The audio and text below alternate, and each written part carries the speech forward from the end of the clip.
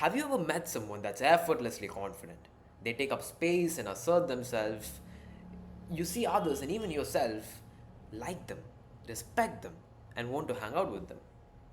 But have you ever wondered what is it that actually makes them confident? I really wanted to be like that.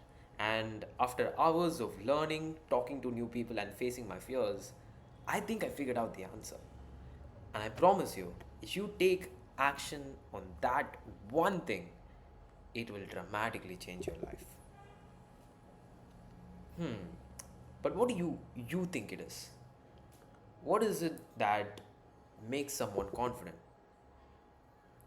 Is it the is it the words they say? Is it the stories they tell? Is it the jokes they tell? Or is it how they say it? Their tonality, their body language, is it how they carry themselves? Their posture? If it was any of those behaviors or a certain combination of them, then you should be able to learn to be confident, just like you learn to play football or you learn to play the piano. But we know that that's not the case. Because why is it that some people are terrified to put themselves out there while other people can do it naturally?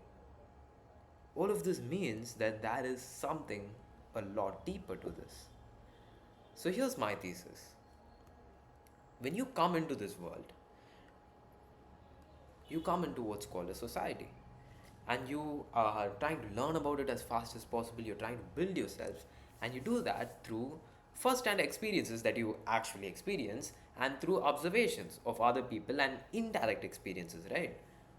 But the problem is, you doing that to build yourself, you often get an inaccurate perception of the world.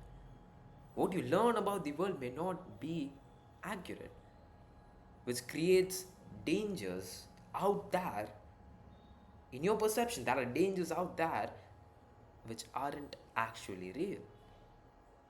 And to take this further, for a little kid, a lot of the experiences that they go through would be traumatic. And to redefine the term, trauma doesn't mean that, okay, yeah, while war and abuse and violence, those things will be traumatic. It depends on the perspective. And for a little kid, getting lost in a movie theater can be traumatic. Getting mocked in class can be traumatic. Getting scolded by a teacher or a parent can be traumatic because it depends on the perspective, right? And what this also means is that every single person on the planet has experienced trauma. And in that limited perspective, let's say like they're being loud in the restaurant and the parent tells them to be quiet because they want to teach the child something, right? In that child's perspective, what happens? They depend on the person for their survival. And when that survival is threatened, boom, that part of them that's loud gets suppressed. Same thing, an environment like the classroom, an environment like the teacher, those things have so much authority in that little kid's life. And this causes you to suppress, and this happening over a long enough period of time makes you suppress a lot of aspects of yourself, which creates an inner split.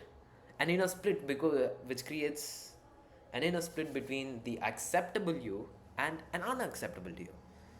And this is your personality. This is the video game character that life has given to you. And you're not aware of this. But it's deeply ingrained in you. And you go on your entire life just hanging on to it for dear life. And you're terrified. You're terrified to go beyond those limitations. Because to put this in perspective, what do you think is the actual threat when you go and give a public speech? When you go and approach a stranger? When you have to assert yourself? When you have to speak up? When you have to be confident? What is the threat? What is the fear? People, people judge you? People make fun of you? A relationship ends? What's out there isn't that bad, which means a survival threat kicks in with you, which means something deeper is getting poked at. And as Carl Jung, the psychologist, would have said, until you make the unconscious conscious, it will continue to run you, and you will call it fate. Which means we need a better approach. And I've formed an approach which has two parts, right? The first part is you do actions that face the fear, and this approach will change your life, right? It changed my life. First one, you do actions that make you face your fear. Like, let's say, for example, I'll give you three challenges. And these are three challenges that you can go out and immediately do after this talk. You can go out and immediately do, and that will bring up whole loads of fear. Challenges. First challenge, next time you go to a shop, you ask for a discount, and then you see what they say. Or you ask, like, can I get this item for free? And you see what they say. And then you're like, okay, you stay polite, but then you make that ask. Second challenge, you do a talk like this, but not here, not on the stage, out on the street. You get a friend, you grab a friend. After this talk, you can be like, hey, I really want to, I'm very motivated, I really want to take action. You get a friend, you go out on the street, and they film you. They are on one corner of the street, you're on the other. And you're just talking loudly. You're like, hey, so what I learned from you today's talk from Yuka is that we have to face our fears. And you just go on talking like that for 2 whole minutes. That person's recording you. You're talking full voice, right? Fully loud, a lot louder than what I'm talking. And people will judge you. People will look at you weirdly. The third challenge is you can also do this with the same friend that's like probably encouraging you, motivating you. You can go out onto like a place, whatever place where people are there, put on a song for 30 seconds and just freely dance. These three fun little challenges are going to be extremely, extremely terrifying. For most people, they're going to be very terrifying. But what you realize is out that worst case scenario, people will judge you, they'll look at you in a weird way, they'll tell something. But inside, it's going to be very terrifying. And that's the exact point. You are facing these deep aspects of yourself. And if that's too much for you, I don't want you to make excuses, okay? Start by talking to new people, saying hi to the person next to you. Start by being honest. Starting to be honest, at least in the little things, about what you think, what you feel. Maybe come on the stage, give a speech. Maybe start with a small stage. And the second part to this approach, which is what really gets results along with the first part, is whatever intense sensations that you experience when facing that fear, like the sinking feeling in the stomach, the heart beating faster, sweating, shaking, trembling, or whatever these things. The purpose isn't to desensitize yourself to them. The purpose is to experience them and use them to make the inner psychological change. And the reason you focus on the sensations is because when you process the sensations, the associated thoughts or the emotion is basically the label you put, right? Fear is the label you put on your heart beating faster, the tightness in your stomach, that temperature rising. So you focus on the sensations because when you work on the sensations, the associated thoughts and emotions also get worked on. You try to work on your thoughts, it's going to last a lifetime. You work on this, you get results. And what you do is when you are doing these challenges, when you are taking this action, when you're like talking to new people every single day, you come home, you sit with yourself, and you allow yourself to experience them fully. And what you realize is when you stop resisting them, when you allow yourself to experience them fully, given enough time and repetition, they will run their course. And oftentimes, if you're doing this every day, you will notice that a lot of times there will be a lot of resistance to feeling. You won't feel much. But sometimes it will be very uncomfortable. It'll get intense. Sometimes after going through that layers of resistance, you will get very intense. You will feel that sweating, that trembling, the same survival instinct. And because you're really trying to dive into it and experience it. And as the psychologist Peter Levine said in his book called Waking the Tiger, animals, actually if you see animals after a certain traumatic event, when they get the freeze response, they do this instinctually. But we humans, we've never been taught how to do it. And that's the secret. That's literally the secret. You are going to notice like 3 months from now, 4 months from now doing this, you're going to notice that transformation sneak up on you. Where it isn't like you have to push every single day. You do have to push every single day, but you're going to realize it sneaks up on you because you look at something you've written, something about your progress. You look at something that shows who you were before, and you get surprised. You are like, oh wow, I used to be scared of that. I used to think that. And that's when you know the progress is permanent. That's when you know you made the deep change inside, because it doesn't take effort to maintain it. Yuka, this will be so uncomfortable. Yeah. But you know what's more uncomfortable? It's more uncomfortable to live a life where you're not being able to assert yourself, not being able to put yourself out there, living a life in fear, staying closed off to life. And that's how me finding these invisible threads, I realize they don't just affect my confidence, but they end up impacting you, me, and every single human on how they live their life. But how?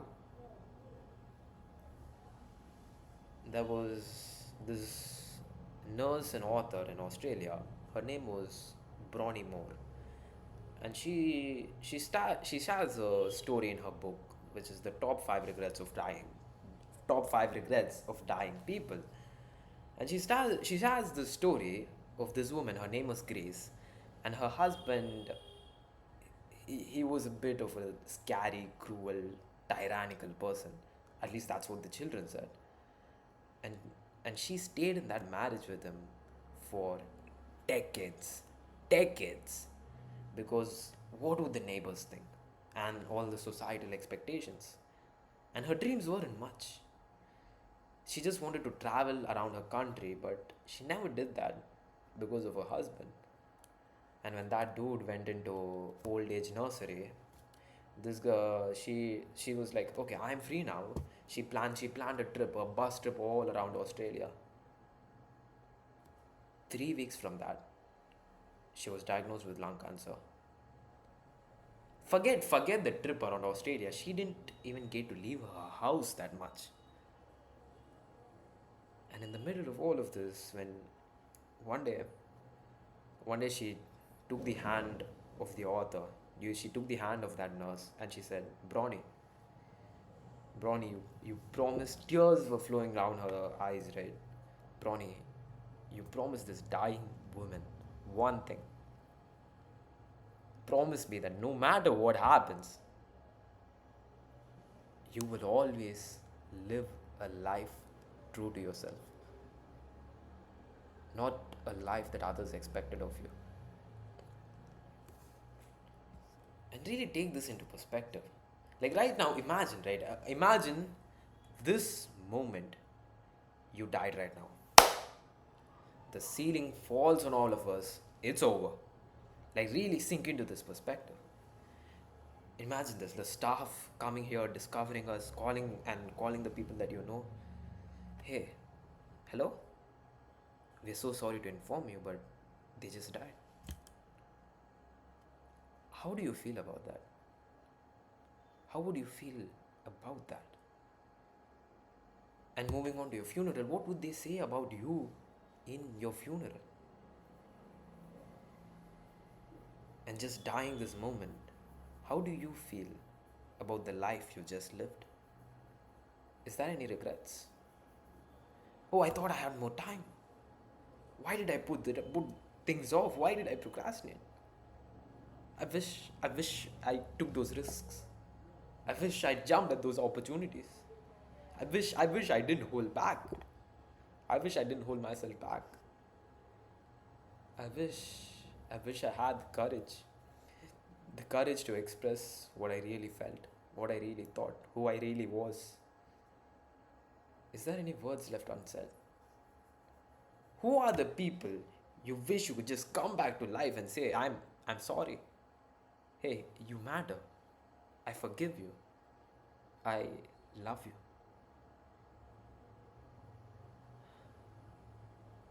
And realize now that this moment will eventually come. And if things need to change, if you want to feel differently about it, things has to change. And this is what confidence means. Confidence doesn't mean acting cool. Confidence means having the courage to say, hey, this is me. This is what I think. This is what I feel. I'm going to live to my standards. Take it or leave it. And by no means am I ideal. I have my fears, I have my dreams. I'm just a dude that wishes that when my time comes, I have lived a life so that I can just say, this experience of life, I milked this experience to its fullest. And I hope over the past few minutes, I have inspired you to do that. It's in your hands. Thank you.